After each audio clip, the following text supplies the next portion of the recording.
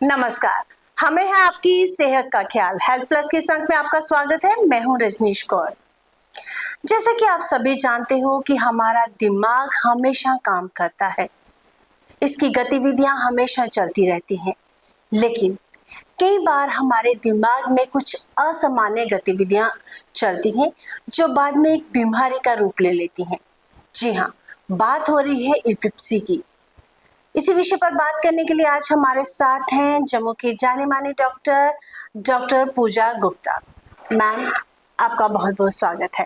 नमस्कार ma'am, epilepsy हम इसे बोले तो हमारे लिए इसे हम फिट्स या दौरे का नाम आते हैं। एक्चुअल में ये प्रॉब्लम होती क्या है? देखिए, जो एपिलेप्सी है, जैसे आप बता रहे हो, नॉर्मल लैंग्वेज में हम फिट्स बोलते हैं, सीजर्स बोलते हैं, मिर्गी बोलते हैं, बड़े कॉमनली दौरे बोलते हैं। ये बेसिकली हमारे ब्रेन में जैसे कोई अगर हम कॉमन लैंग्वेज में बोले कि शॉर्ट सर्किट हो जाता है, कोई ब्रेन में कोई एबनॉर्मल इलेक्ट्रिकल डिस्चार्जेस होते हैं, वो जैसे उनमें कभी एबनॉर्मल वायरिंग की वजह से डिस्चार्जेस हो जाते हैं, जिससे नॉर्मल जो नॉर्मल हमारा ब्रेन काम कर रहा है उसमें इलेक्ट्रिकल एक्टिविटी हो जाती है, जिसकी वजह से पेशेंट को झटके लगना शुरू हो जाते हैं। कभी कभी जब बहुत ज्यादा दौरे पड़े तो जीभ कट जाती है, लैट्रिन बाथरूम बीच में निकल जाता है, और जैसे जैसे बोलते हैं बेहोशी हो जाती है, जिसको हम प्रॉपर जैसे हम देखते हैं मिर्गी के अटैक, वो है। ये बेसिकली हमारे ब्रेन में जो ब्रेन के हमारे जो सेल्स होते हैं उसमें कोई एबनॉर्मल, जब उनमें वायरिंग हो जाती है, एबनॉर्मल एक्टिविटी हो जाती है, और वो जब नॉर्मल ब्रेन को अफेक्ट करता है उसको हम एपिलेप्सी बोलते हैं। मीन्स कि जब नॉर्मल जो हमारी फंक्शनिंग में एक अलग से एक्टिविटी इन्वॉल्व होगी तो मैम एक स्टार्टिंग इसकी अगर बोले हम कि एज, कोई स्पेसिफिक एज जिसमें ये स्टार्ट होती है? देखो, जो एपिलेप्सी है, ये एक सिम्टम है कि जैसे हम जो मिर्गी देखते हैं, इस ये एक सिम्टम है। ये बड़ों में भी हो सकता है, एडोलसेंट्स में भी हो सकता है, एडल्ट्स में भी हो सकता है, एल्डरली में भी हो सकता है। लेकिन इसके कॉजेज जो है वो हर एज के हिसाब से अलग अलग है। तो ये हम बच्चों में भी देखते हैं, यंग एडल्ट्स में भी देखते हैं, बूढ़ों में भी देखते हैं। लेकिन बच्चों में रीजन है कि कोई जैसे बर्थ रिलेटेड कोई भी ऑक्सीजन की कमी हो गई, उसकी वजह से दौरे पड़ जाते हैं। एडोलसेंस में हम देखते हैं कि जैसे कोई जेनेटिक हमारी कॉजेज हैं, उनमें सीजर्स एडोलसेंस की एज में स्टार्ट होते हैं। एडल्ट्स में हम सबसे कॉमन जो देखते हैं वो है रोड ट्रैफिक एक्सीडेंट्स, उससे अगर कोई ब्रेन में इंजरी हो जाए वो उससे एक्सीडेंट्स हो जाते हैं। या ब्रेन फीवर जो है वो हम एडल्ट्स में सबसे ज्यादा देखते हैं, बच्चों में भी देखते हैं।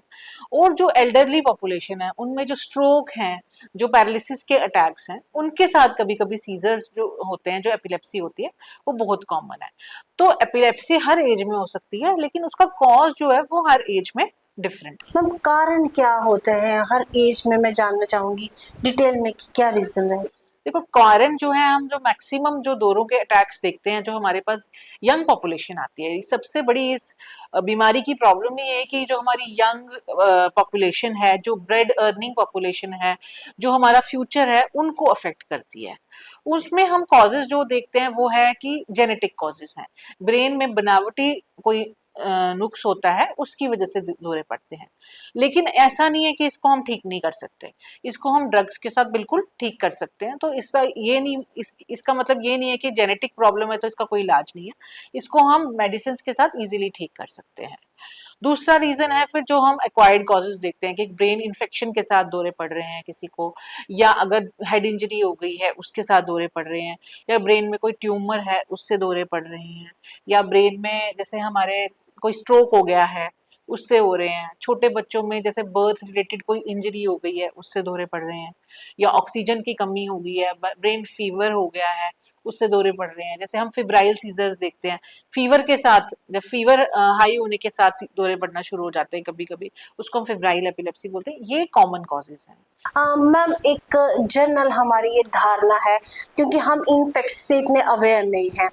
बात आती है अगर किसी बच्चे को या किसी एडल्ट को ये चीज़ हो जाती है तो मैक्सिमम पॉपुलेशन जो हमारी है, हम लोग प्रेफर करते हैं कि हम किसी झाड़ फूक से इसका ट्रीटमेंट करें। क्या कितने हद तक ये सार्थक हो सकता है?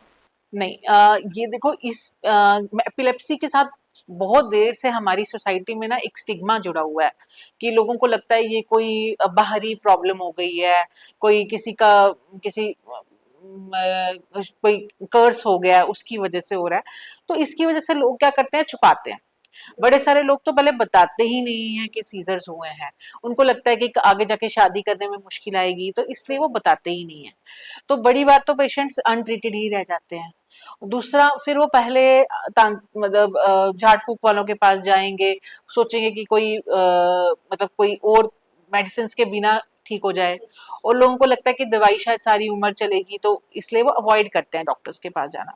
लेकिन ये बहुत गलत है। जितना एपिलेप्सी को आप जितना जल्दी आइडेंटिफाई करेंगे, उतना नुकसान कम होता है। जितनी बार दौरा पड़ेगा आपको, उतनी बार आपके ब्रेन में डैमेज होता है, और उससे और एपिलेप्सी, मतलब हम कहते हैं सीजर बिगेट सीजर, कि अगर एक सीजर हो रहा है, वो नेक्स्ट सीजर का थ्रेशोल्ड और कम कर देता है। तो तो इसलिए जितना हम अर्ली डायग्नोस करें और अर्ली ट्रीटमेंट करें, वो उतना अच्छा रहता है। और आई थिंक बाहर इतना सोशल स्टिग्मा अगर हम ऐसे अवेयरनेस कैंपेन से कम करेंगे, अगर लोगों को लगेगा कि ये ट्रीटेबल डिसऑर्डर है, तो शायद डॉक्टर के पास जल्दी आ जाए, इधर उधर घूमने के बजाय। मैम, ये तो क्लियर है कि मैं ये ज़रूर चाहूँगी अंत में जब हम प्रोग्राम का अंत करें कि ये बताएं कि ट्रीटेबल है। लेकिन इन केस अगर किसी बच्चे को ये प्रॉब्लम हो जाती है, तो पहला हमारा कदम क्या होना चाहिए? अगर बच्चे को दौरा पड़ रहा है तो क्या पानी पिलाना चाहिए या नहीं?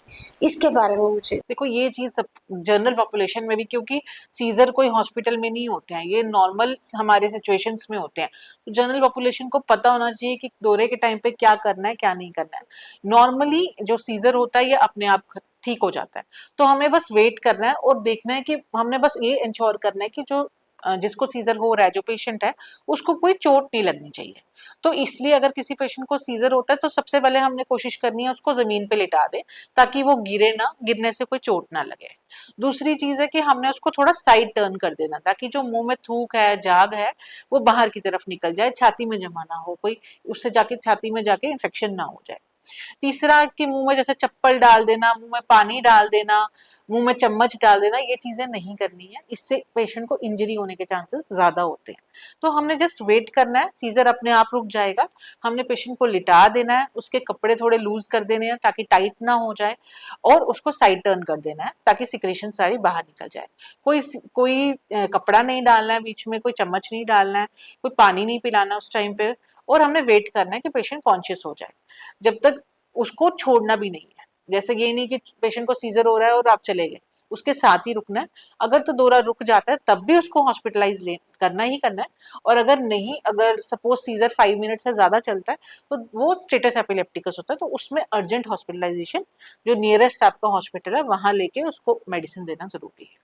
मैम, ये तो हो गया शुरुआती हम करेंगे, लेकिन अब इसकी ट्रीटमेंट की बात करते हैं कि ट्रीटमेंट इसका किस तरीके से हम स्टार्ट करते हैं। देखो, जो ट्रीटमेंट है उसमें तो हमें पहले इन्वेस्टिगेट करना पड़ता है। एमआरआई करेंगे, सीटी स्कैन, इन्वेस्टिगेशंस करेंगे, ब्लड के टेस्ट करके देखते हैं, शुगर लेवल्स वगैरह देखते हैं, कि पहले देखना है कि सीजर जो मैंने आपको कॉजेज बताए उनमें से किस रीजन से है। और उसके बाद हम उस हिसाब से, ईईजी के हिसाब से, पेशेंट के एमआरआई के हिसाब से सीजर की मेडिसिन डालते हैं। 70 to 80% एपिलेप्सीज 1 और 2 ड्रग्स से सेटल हो जाती है। उसका एक कोर्स करना पड़ता है 2-3 साल का, या कभी कभी ज्यादा 4-5 साल का करना पड़ता है। उससे ये सेटल हो जाता है, पेशेंट सीजर फ्री हो जाता है। एक एक चीज, सॉरी मैं आपको इंटरप्ट कर रही हूँ, इसमें ये सुनने जो हमने सुना है एज अ लेमैन कि अगर इसकी मेडिसिन एक बार ब्रेक हो जाए तो फिर से आपको रिस्टार्ट, क्या ये मिथ है या इज एक्चुअल फैक्ट? हाँ, अगर ट्रीटमेंट, ऑब्वियसली हमने देखो, पहले तो सबसे इम्पोर्टेंट है कि दवाई छोड़नी नहीं है, क्योंकि बड़ी बार क्या होता है कि पेशेंट्स का कंट्रोल अच्छा हो जाता है दवाइयों पे, उनको लगता है कि हम ठीक हो गए, और वो बिना डॉक्टर की सलाह लिए ही मेडिसिन बंद कर देते हैं, और फिर क्या होता है, ब्रेक थ्रू सीजर्स हो जाते हैं, फिर हमें फिर से कोर्स स्टार्ट करना पड़ता है। तो इसलिए इसमें सबसे इम्पोर्टेंट है कि मेडिसिन जो है उनका टाइमली उनको लिए जाए, जो उनका फिक्स्ड टाइम इंटरवल है, वो पहले अपने डॉक्टर से खुल के बात करें कि कितने ड्यूरेशन के लिए डॉक्टर प्लान कर रहा है ट्रीटमेंट देने का। Time to time follow up करवाएं, टाइम टू टाइम ईईजी कराएं, और उसको धीरे धीरे करके डोज का मतलब जब टाइम इंटरवल पेशेंट 3-4 साल सीजर फ्री रहे, उसके बाद हम उसको धीरे धीरे करके मेडिसिन बंद करते हैं, और खुद से कभी बंद नहीं करनी चाहिए, क्योंकि फिर क्या होता है कि बड़ी बार हमें फिर से दवाई स्टार्ट करनी पड़ जाती है। मैम कई बार क्या होता है कि ट्रीटमेंट के दौरान उस बच्चे को फिर से फिट्स की प्रॉब्लम होती है, तो वो कारण क्या होता है और उसका ट्रीटमेंट किस तरीके से? देखो, इसको हम रिफ्रैक्टरी एपिलेप्सी बोलते हैं, जो से 100 में से हमारे अगर हम बोले 80% तो 1 और 2 मेडिसिन से अगर वो रेगुलरली खाते हैं तो कोई प्रॉब्लम नहीं होती है। लेकिन 100 में से 20% जो पेशेंट्स होते हैं उसको हम रिफ्रैक्टरी एपिलेप्सी बोलते हैं, जिसमें कि 2 ड्रग्स अप्रोप्रिएट आप ड्यूरेशन में और अप्रोप्रिएट डोज में दे रहे हैं और फिर भी सीजर्स कंट्रोल नहीं होते, तो उसमें हमें 3rd ड्रग 4th ड्रग कभी कभी डालना पड़ता है, और उनको उनके लिए फिर हम अलग मोडालिटीज होती हैं ट्रीटमेंट की, जैसे सर्जिकल एपिलेप्सी सर्जरी है, कीटोजेनिक डाइट है, ये चीजें हैं ये लेकिन ये बहुत कम पेशेंट्स में हमें जरूरत पड़ती है। नॉर्मल यूजुअली अगर कोई जो पेशेंट्स होते हैं वो 1 या 2 ड्रग पे अगर वो अप्रोप्रिएटली ले तो ठीक हो जाएंगे। मैम जनरली ये से सुनने में आया है कि ऐसे पेशेंट्स को भीड़ भड़ाका या बहुत ज़्यादा आवाज़ में नहीं रहना चाहिए, कोई हाइट पे नहीं ले जाना चाहिए। ये चीज हम हमेशा पेशेंट्स को कॉशन देते हैं कि अगर आपको न्यूली डिटेक्टेड सीजर्स हैं और अभी ट्रीटमेंट जस्ट स्टार्ट हुआ है, तो हम उनको बोलते हैं कि ड्राइविंग अवॉइड करो, हैवी मशीनरी के पास जाना अवॉइड करो, अगर आप बाथरूम जाते हैं तो अंदर से लैच करना अवॉइड करिए, या हैवी कोई माउंटेन्स में जाना अवॉइड करें, ताकि अगर चोट मेन देखो सीजर से वो पेशेंट को प्रॉब्लम नहीं होगी, लेकिन सीजर्स के टाइम पे जो इंजरी हो जाती है ना, दैट इज अ प्रॉब्लम, तो उस चीज को थोड़ा अवॉइड करें। लेकिन जब एक बार पेशेंट ड्रग्स पे सेटल हो जाते हैं, 1 और 2 1-2 साल के लिए सीजर फ्री रहते हैं, तो वो अपनी लाइफ नॉर्मली जी सकते हैं। हाँ मैम, एक मुद्दा बहुत कॉमन है कि अगर किसी बच्चे को फिट्स हो जाते हैं, स्पेशली कि अगर कोई फीमेल चाइल्ड है, तो बाद में उसमें बहुत सारे उससे प्रॉब्लम्स, क्योंकि हमारी अभी इतनी मेंटालिटी ग्रो अप नहीं हुई है कि हम तो क्या प्रेगनेंसी में कोई इश्यूज आ सकते हैं उसको? हाँ, ये आपने बहुत अच्छा सवाल किया, क्योंकि ये मैक्सिमम जो पेरेंट्स हैं जो फीमेल जिनको एपिलेप्सी होती है, उनके पेरेंट्स का यही कंसर्न होता है आगे जाके शादी कैसे करेंगे। तो ऐसा कुछ नहीं है, जैसे एपिलेप्सी के जो पेशेंट्स हैं वो नॉर्मल अपनी लाइफ जी सकते हैं, नॉर्मल प्रेगनेंसी ले सकते हैं, और बच्चे को भी आगे कोई नुकसान नहीं होता है, ना ही एपिलेप्सी से ही। एपिलेप्सी से फिर भी हो सकता है, लेकिन अगर उसको हम मेडिसिन दें तो एपिलेप्सी के बड़े सारे ऐसे ड्रग्स हैं जो कि प्रेगनेंसी में सेफ हैं, लैक्टेशन में सेफ है, तो अगर उसको वो टाइमली ट्रीटमेंट स्टार्ट कर दें और रेगुलरली प्रेगनेंसी के टाइम दवाई खाते रहें तो कोई प्रॉब्लम नहीं होती है, और बच्चे को भी कुछ प्रॉब्लम नहीं होती है। इसको हम जेनेटिक नहीं मतलब हेरिडिटरी नहीं कंसीडर करते, क्योंकि जैसे नॉर्मल पेशेंट में एपिलेप्सी होने के चांसेस 1% है, तो एपिलेप्सी वाले पेशेंट्स को भी उनके बच्चों को होने के 2% है। कहने को तो डबल है, बट 2% तो इसको हम हेरिडिटरी में नहीं काउंट करते हैं।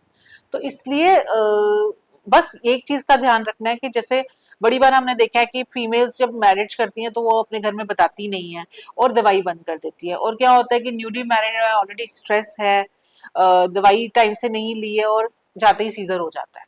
तो इसलिए आप पहले ही इन्फॉर्म कर दीजिए जहां भी आपने मैनेज करनी है, और मेडिसिन अपनी टाइमली खाते रहिए तो कोई प्रॉब्लम नहीं। मैम फिजिकली उनको हार्म तो होता ही है इन केस अगर किसी को ये प्रॉब्लम हो जाती है, लेकिन मेंटली मॉरली बच्चा बहुत ही अपने आप को डाउन फील करता है, क्योंकि हमारे समाज में आज भी इसको अलग से लिया जाता है। इसके बारे में आप क्या कहना? ये बहुत कॉमन है कि जैसे एक तो यही सोशल स्टिग्मा, जो एक तो देखने में जब किसी को सीजर होता है तो वो इतना ओवरवेलमिंग होता है कि उससे क्या होता है कि फैमिली का भी और बच्चे का भी कॉन्फिडेंस डाउन हो जाता है, तो इसलिए लोग बताते नहीं है। तो इसलिए इसके लिए ही अवेयरनेस प्रोग्राम्स हम इस टाइप के करते हैं कि जैसे हम शुगर को, बीपी को, इन सब चीजों को नॉर्मल अपनी लाइफ में पार्ट ऑफ अपनी लाइफ आप काउंट कर रहे हैं। जैसे किसी को खांसी है तो उसको तो कोई स्टिग्मा नहीं है ना, अगर किसी को शुगर है तो उसको कोई स्टिग्मा नहीं है, मगर एपिलेप्सी वालों को हम क्यों एज ए स्टिग्मा काउंट कर रहे हैं, वो तो ट्रीटेबल है। तो इसलिए हम इतना अवेयरनेस प्रोग्राम करते हैं, फैमिलीज को समझाते हैं कि इसको प्लीज स्टिग्मा मत करिए, बच्चों को समझाइए कि इस डायग्नोसिस को एक्सेप्ट करें और अपने आप को वर्ल्ड से अलग नहीं समझें। ये आराम से ठीक हो जाने वाली बीमारी है, इसमें कोई शर्माने वाली बात नहीं है। मैम ने आपने हमें ये बताया, लेकिन मैं फिर भी चाहूंगी कि एक बार फिर से बताएं, क्या ये बीमारी बिल्कुल क्योर्ड है इसकी मेडिटेशन के बिना। हाँ जी। मैंने आपको बताया कि 70% 80% तो एक या दो ड्रग से ही ठीक हो जाते हैं। बस आपको यही इंश्योर करना पड़ता है कि दवाई टाइम से खाई जाए, पेशेंट अपना खाना टाइम से खाए, नींद अपनी पूरी करे। ये 2-3 बेसिक चीजें हैं जो फॉलो की जाए तो पेशेंट्स ठीक ही रहते हैं। मैम, ऐसे पेशेंट्स का लाइफस्टाइल की बात करें तो किस तरीके से, और फूड हैबिट्स कितना इफेक्ट करती हैं इसके ट्रीटमेंट में? हाँ, इनको हेल्दी लाइफस्टाइल फॉलो करना पड़ता है क्योंकि जैसे स्लीप डिप्राइवेशन है, अगर आप नींद पूरी नहीं करेंगे तो वो ट्रिगर माना जाता है एपिलेप्सी के लिए, ठीक है। कोई फास्टिंग अगर करोगे आप, कोई मील स्किप करोगे, वो भी ट्रिगर माना जाता है एपिलेप्सी के लिए। तो ये 2-3 चीजें हैं। ब्राइट लाइट्स जो है वो भी ट्रिगर माना जाता है एपिलेप्सी के लिए। तो ये चीजें अवॉइड करनी पड़ती है। इनको हेल्दी लाइफस्टाइल हम बच्चों को समझाते हैं, यही बात समझाते हैं कि पढ़ना है तो दिन में पढ़ो, रात को अपनी नींद पूरी करो, मील को स्किप नहीं करो और ब्राइट लाइट्स थोड़ी अवॉइड करो और अपनी मेडिसिन आप टाइमली लो। ये 3-4 चीजें हैं जिसका ध्यान रखना पड़ता है। इसके अलावा मैम, जैसे आज के टाइम पे है बच्चे, स्क्रीन टाइम जो है वो बढ़ गया है, क्या ये भी इफेक्ट करता है? देखो एज सच तो ऐसा हम मानते नहीं, मतलब मोबाइल लाइट से एपिलेप्सी तो नहीं होती, बट जैसे जिसको सीजर्स है, जिसको है, अगर वो दिन में फोन यूज करेगा तो कोई प्रॉब्लम नहीं होगी। पर जैसे रात को लोग बच्चे क्या करते हैं, लाइट बंद करके डायरेक्ट फोन की लाइट लेते हैं, तो उससे बड़ी सारी जैसे माइग्रेन्स हैं, एपिलेप्सीज हैं, ये बढ़ती हैं। तो ये अवॉइड, मतलब उन बच्चों को तो अवॉइड करना ही चाहिए। मैम, अंत में मैं चाहूंगी कि हमारे दर्शकों को कुछ ऐसे टिप्स, ताकि हम शुरुआती तौर पे ही इसको पहचान के उसका ट्रीटमेंट कर सकें, और किस तरीके से हेल्दी लाइफस्टाइल हमें अडॉप्ट करना चाहिए। देखो मेरा मैसेज यही है कि अगर किसी को एपिलेप्सी हो रही है तो उसको या उसकी फैमिली को छुपाना नहीं चाहिए। डॉक्टर को कंसल्ट करिए, न्यूरोलॉजिस्ट को कंसल्ट करिए, फिजिशियन को कंसल्ट करिए, झाड़ फूक की तरफ ना जाइए और मेडिसिन इंश्योर करिए टाइमली देना, और लाइफस्टाइल अपना हेल्दी रखिए, टाइमली खाना खाइए, टाइमली अपनी नींद पूरी करिए और ड्रग्स वगैरह से और अल्कोहल से बचिए। मैम, समय की थोड़ी पाबंदी है। हाँ, हमने कोशिश ज़रूर करेंगे कि आपको फिर यहाँ पर बुलाएं और एक बार फिर किसी ऐसे महत्वपूर्ण मुद्दे पर डिस्कशन हो। हेल्थ प्लस के एक नए अंक में पुनः हाजिर होंगे, तब तक के लिए जय हिंद।